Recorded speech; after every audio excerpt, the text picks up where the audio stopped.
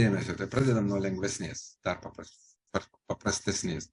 Aš ją pavadinsiu dabar tik tai taip. Jausmų kolapsas, tai kai vienas jausmas perdengia kitą jausmą. Įsivaizduokit, galėtumėt vienu metu, tarkim,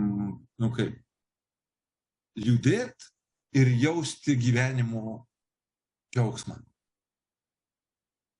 Neišeitų tikriausiai. Yra kai kurios emocijos, kurios viena kitą kolapsuotų, neišeitų, neišvengiamai neišeitų jausti vienu metu, tarkim, kokio nors pykčio ir švelnumo. Švelniai piktas aš tau, tai esi piktas. Arba aš tau piktai švelnus. Tai darom taip labai įdomiai. Dėmesio. Paimkit į ranką savo kokį nors jausmą, situaciją, bet labiau čia dėkit jausmą, arba jausmą su situacija, kur jums nepatinka. Tarkim, aš atrodau kairę ranką, tai gali dėti į kairę, nes man tai asocijuosi visada su ta ranka kažko, kur nieko nemoku. Aš abiem daug ko nemoku, bet kairiai patinka. Tai į tą dedu neigiamą savo jausmą, būseną. Ir taip gali dar net pasižiūrėti savo į ranką, beje, netgi mano NLP praktika šito pratimo nėra darę. Čia nauja, tai gali daryti. Pasižiūrėkit į savo ranką ir įsivaizduokit ant tos rankos tą situaciją. Matykit save, tarsi kokiam, nežinau, lėlių, arba tam, žinot, kaip burbule, kuriame vyksta visa tai, ir tai yra jūsų rankoje. Jūs ten su savo bloga emocija, jūsų ten bloga būsena, ten galbūt yra ir kiti žmonės, kitas laikas, kita vieta, bet visą tai jūs laikot savo rankoje. Jūsų rankoje tai yra. Beje, šita praktika labai gerai tinka kinestetam. Labiau tinka negu kito. Į kitą ranką paimate priešingą situaciją, kur jūs priešingas, teigiamas, pakilus, aukšta savivertė, jūs norit kažką padaryti, jūs motyvuotas, jūs džiaugiatės, jūs laisvas, jūs ramus, jūs atviras. Bet kokią situaciją, šitų mano išvardytų arba dar savo susigalvoju. Čia, galbūt koks liūdnas, negatyvus, piktas, įsižeidęs, jaučiu nuoskaudą, jaučiu gailestį. Čia gali būti bet kokia tokia situacija. O čia situacija, kur jūs priešingas. Atviras, linksmas, atlaidus, besijuokiantis, besidžiaugiantis. Turit? Gerai. Kad kolapsas būtų teigiamas, tai dar į dešinę ranką, kadangi jinai daugiau išlaiko, nebent jūs kairę ranką, tai turėkit sumaišykit, sukeiskit. Į dešinę ranką dar įdėkite vieną tokią panašią situaciją, dar pagalvokit apie įvykį iš praeities, kur jūs taip pat labai gerai jautite. Ir dar vieną įdėkite. Gali netgi būti su kita emocija. Pavyzdžiui, vienoje jūs buvot linksmas, o kitoje jūs buvot, pavyzdžiui, išradingas ir gudrus ir visi stebėjus, kaip jums fainai viskas išeina. Įdėkit tą situaciją. Dar. Įdėkit, kur jūs gyrė, kaip jūs gabi ar gabus, kaip jūs mokat, pavyzdžiui, kažką.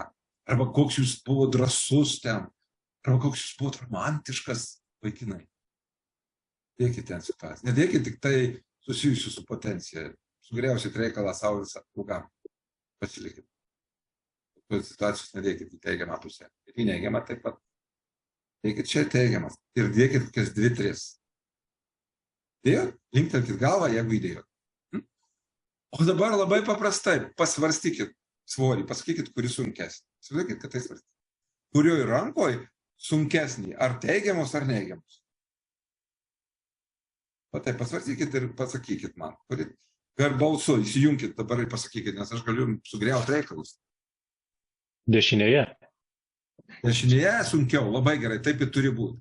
Tiem, kuriem kairė sunkesnį, dar vis neigiamą, vadinasi, į teigiamą pusę turit pridėti daugiau teigiamų įvykių, teigiamų situacijų, kur buvo labai teigiama jūsų emocija.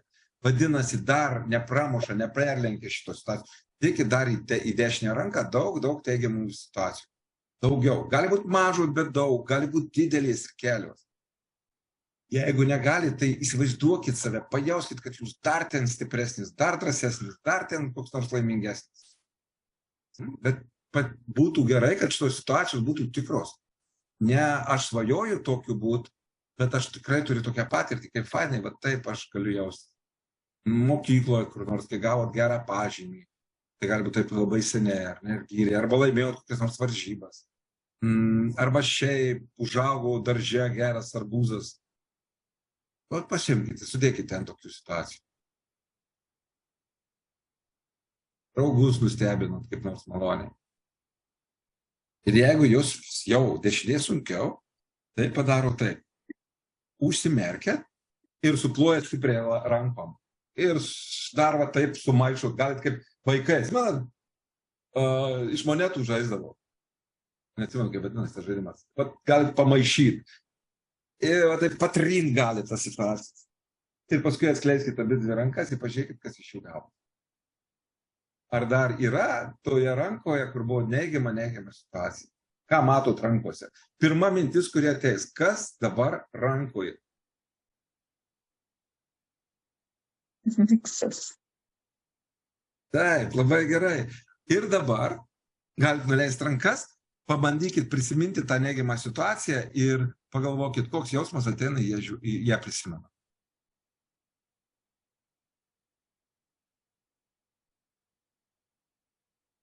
Ką jaučia dabar, kai ją prisimena.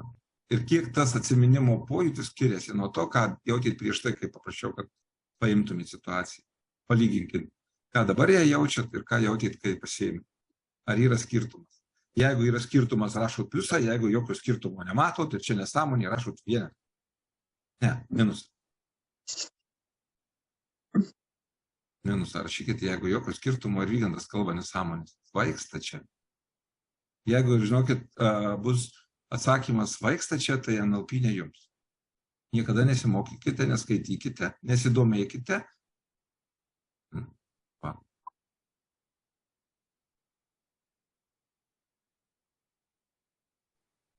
Aida, Liusiukas.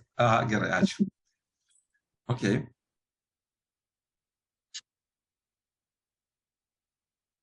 Rankoje buvo kačiukas. Žiūrėkit, kačiukas tai yra tam tikras archetipas. Jau čia šiek tiek kita tema, bet čia reikia savęs paklausti. O tas kačiukas, kokį jausmą suteikia? Pavyzdžiui, jeigu aš alergiškas kačių plaukam ir dar žinau, kaip mano kaimynų pauošis kačių plauką atsirado kažkokia tai ten bakterija ar kirmėliukas ten, nežinau, vienos skradį, kitos plaučiaus atsiranda ir aš jas negaliu žiūrėti, tai tada viena. Bet jeigu man kačiukas tai meilė, švelnumas, protingumas, jeigu tai koks nors charakteris toks su katės ir man tai patinka, tai labai gerai. Tai tokį kačiuką įsidėkit savo kur nors į širdį, pridėkit ranką prie krūtinės, įsileiskit į vidų, čia jūsų kačiukas. Pajauskit, ką jis veiktų jūsų viduje, jeigu turėtų savo charakterį. O jeigu tas, kur aš sakiau, britkuolis, tai globos namus nešti reikia. Išmesti į gatvę negražu šiais laikais. Pasiūlykit kokiam kaimynui, piktam, liūdnam, gal jam panėti. Sakykit, turiu kačiuką. Toks. Nepatinka man jų, bet jums atiduočiau, padanočiau.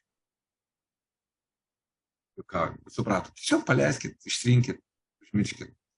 Pakeiskit spalvą, paverskit šuniuku. Čia metaforos. Čia kaip vaikų pasakos. Ir jau nuo to bus paprasčiau. Tačiau ne viskas yra vaikų pasakos, ką mes čia dabar darom. Ne?